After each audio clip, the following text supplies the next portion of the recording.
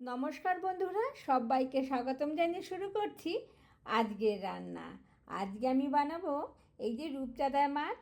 আমি নিয়েছি এই রূপচাঁদা মাছ। আমি নিয়েছি তো রূপচাঁদা মাছ, কিন্তু এই রান্নাটা যে কোনো বড় মাছ দিয়েই করা যায়। আর রান্নাটা করতে খুবই কম উপকরণ লাগে এবং ঝটপট হয়ে যায়, খেতেও কিন্তু খুব সুন্দর হয়।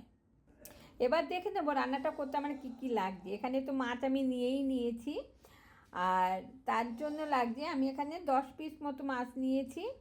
আর এইটুকু করার জন্যে এখানে আমার লাগছে 1 চামচ মতো হলুদ গুঁড়ো, 1 চামচ মতো লঙ্কা গুঁড়ো, স্বাদ মতো নুন, আর ধনে পাতা, 1.5 চামচ মতো আদা রসুন বাটা, 1 চামচ মতো ধনে আর জিরে একসঙ্গে বেটে নেওয়া। এখানে আমি দই নিয়েছি, আর তার জন্য আমি একটু চিনি নিয়েছি। আর নিয়েছি এখানে 1.5 চামচ মতো পেঁয়াজ বাটা, আর ছোটো 1 বাটি মতো নিয়েছি আমি, প্রয়োজন মতো যার যেরকম মনে হবে সেরকম পরিমাণে দই। আর এখানে নিয়েছি ফোড়নের জন্য 2টো তেজপাতা, 2টো শুকনো লঙ্কা, কটা গোটা জিরে, এখানে লবঙ্গ, এলাচ আর দারচিনি আমি একটু থেতো করে নিয়েছি যাতে গন্ধটা ভালোভাবে বেরোয়।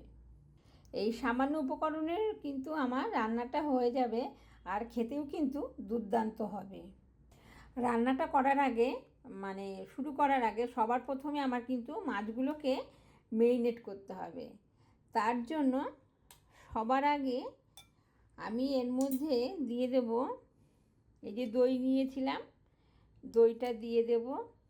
দইটা ফেটানোর কোনো দরকার নেই, মাছের সঙ্গে মাখতে মাখতে কিন্তু দইটা হয়ে যাবে, দানা থাকবে না, দানা চলে যাবে। 1.5 চামচ মতো এই যে পেঁয়াজ বাটা দিয়ে দিলাম,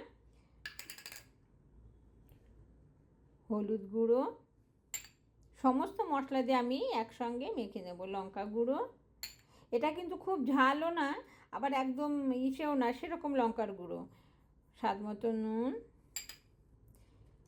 একটু দিয়ে দেবো।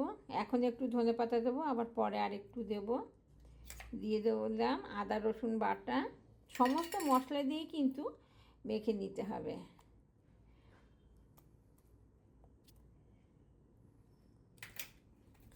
শুধু চিনিটা পরে দেব। এবার এই সমস্ত মশলা দিয়ে কিন্তু মাছগুলোকে মেখে নেব ভালোভাবে।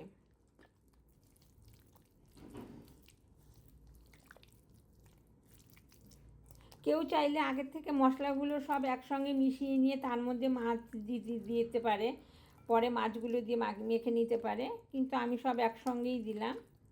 আবার কেউ চাইলে কিন্তু এর মধ্যে একটু কাঁচা সর্ষের তেল দিয়েও মেখে নিতে পারে।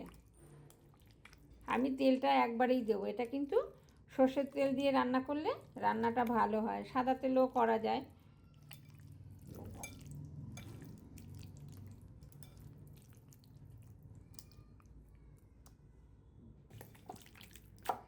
মাছটাকে কিন্তু দই দিয়ে সমস্ত মশলা দিয়ে একদম সুন্দরভাবে মেখে নিতে হবে,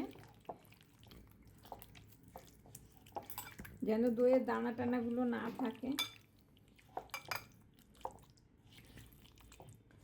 আমি সুন্দরভাবে মেখে নিয়েছি। এটা মেখে নিয়ে কিন্তু মেরিনেট করার জন্য রেখে না দিলেও হবে। কেউ চাইলে 2-5 মিনিট রেখে দিতেও পারে, কিন্তু না দিলেও হয়। আমি কিন্তু এখনই রান্নাটা চাপিয়ে দেব। রান্নাটা করার জন্য কড়াই চাপিয়ে দিয়েছি। কড়াইটা আমার গরম হয়ে গেছে। এবার দিয়ে দেব কিন্তু বেশ খানিকটা সর্ষের তেল। এটাতে তেলটা একটু বেশিই লাগে।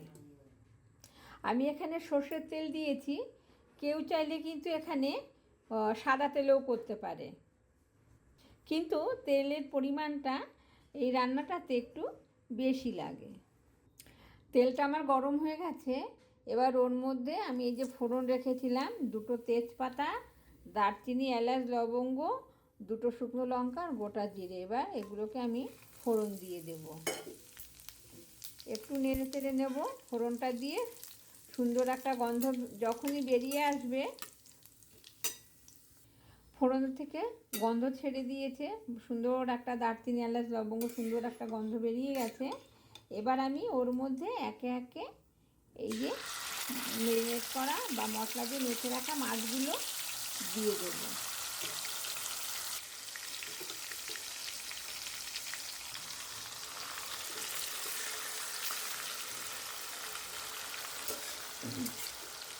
এই রান্নাটা কিন্তু খুব ঝটপট হয়ে যায়, শুধু মশলাগুলো যদি আগের থেকে করা থাকে রান্নাটা করতে কিন্তু খুব বেশি কষ্টের হয় না, আর খেতেও কিন্তু খুব সুন্দর হয়। সমস্ত মাছগুলো কিন্তু আমি দিয়ে দিয়েছি, আর খুব বেশি নাড়াচাড়া করার দরকার হবে না। এখন কিন্তু এই বাটি ধুয়ে যেটায় মশলা ম্যারিনেট করেছিলাম ওই মশলাটা ধুয়ে সামান্য একটু জল, এটাতে কিন্তু খুব বেশি জল হবে না। আমি কিন্তু এই যে 1 গ্লাসের এই যে এইটুকু জল বাটিটা ধুয়ে ওর মধ্যে দিয়ে দেব।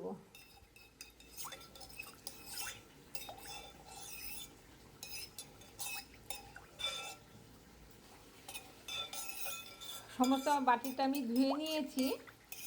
1/2 গ্লাস মতো বা 1 কাপ মতো জল আমার এখানে হয়েছে, এই জলটাই ওর মধ্যে দিয়ে দেব।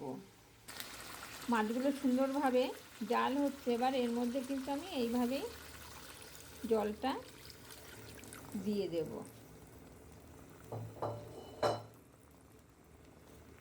হালকা হাতে একটু নেড়ে চেড়ে দেব, নাহলে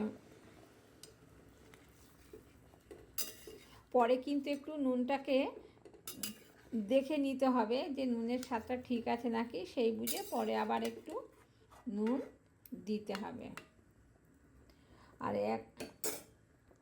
আর এখনই আমি এর মধ্যে দিয়ে দেবো এই যে 1/2 চামচ মতো চিনি রেখেছিলাম, চিনি বা গুড় যাই হোক, ওই দইয়ের টকটাকে ব্যালেন্স করার জন্য একটু দিয়ে দিলেই হবে।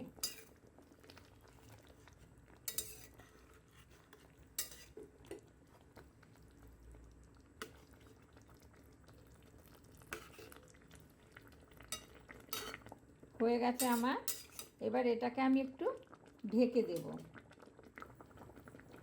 দেব। আঁচটা কিন্তু ফুলই থাকবে বা মিডিয়াম থাকতে পারে, কিন্তু একদম সিম করে দিতে হবে না।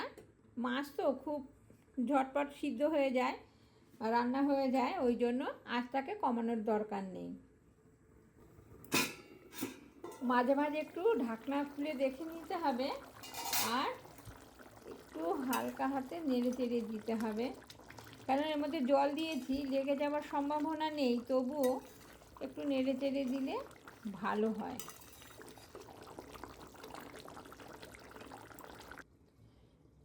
ঢাকনাটা খুলে এবার দেখব, অনেকক্ষণ হয়ে গেছে, দেখে কিন্তু মনে হচ্ছে রান্নাটা আমার সম্পূর্ণ রেডি হয়ে গেছে। মশলার থেকে তেলটা কিন্তু পুরো ছেড়ে দিয়েছে, আর মাছগুলো কিন্তু সুন্দরভাবে সিদ্ধ হয়ে গেছে। এখন আমি এই যে বাকি যে ধনেপাতাটা ছিল সেইটা উপর দিয়ে একটু ছড়িয়ে দিয়ে এবার নামিয়ে নেব। খুব ঝটপট রান্নাটা কিন্তু আমি খেয়ে দেখলাম নুন টুনগুলো সব ঠিকই আছে, আমাকে আর দিতে হবে না, নামিয়ে নিলেই রেডি। তাহলে বন্ধুরা, আমার এই ছোট্ট সহজ রেসিপিটা আপনাদের কেমন লাগলো? যদি ভালো লেগে থাকে তাহলে লাইক, শেয়ার আর কমেন্ট করতে ভুলবে না। সেই সঙ্গে ভুলবে না আমার চ্যানেলটাকে সাবস্ক্রাইব করে আমার পাশে থাকার জন্য। আজকে এই পর্যন্তই, নতুন কোনো ভিডিও নিয়ে দেখা হবে খুব শিগগিরই। সকলে ভালো থাকবেন, সুস্থ থাকবেন, নমস্কার।